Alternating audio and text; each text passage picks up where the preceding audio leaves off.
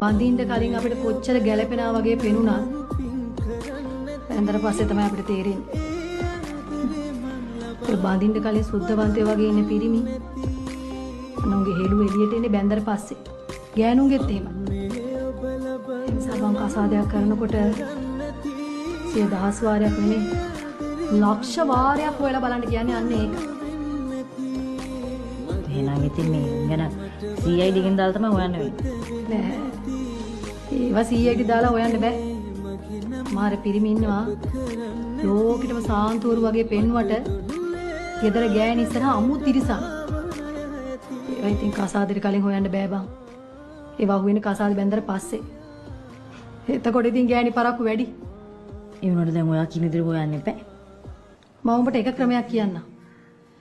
පිරිමියෙක්ගේ මොකක් හරි පුරුද්දක් තියෙනවා නම් ඒක හරියටම පේන්නේ කසාද බැඳලා පස්සේ.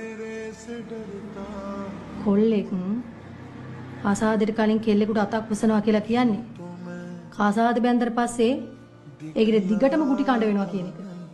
අරක කරන්න එපා මේක කරන්න එපා කියලා නීති දානවා කියලා කියන්නේ බැඳලා පස්සේ ඒ ගෑණි හිරකාරියම වෙනවා.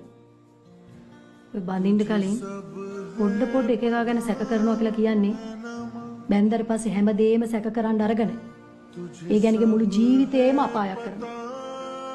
ඒ නිසා බං ඔය දේවල් ගැන පොඩ්ඩක් හරි බඳින්න කලින් දැනුනොත් කරන්න ඕනේ මොකද්ද දන්නවද? දෙපාරක් හිතන්න නැතුව අතාරින එක. ඒක තමයි ගෑනුන්ට ජීවිතේ බේර ගන්න තියෙන හොඳම සහ එකම විදිය.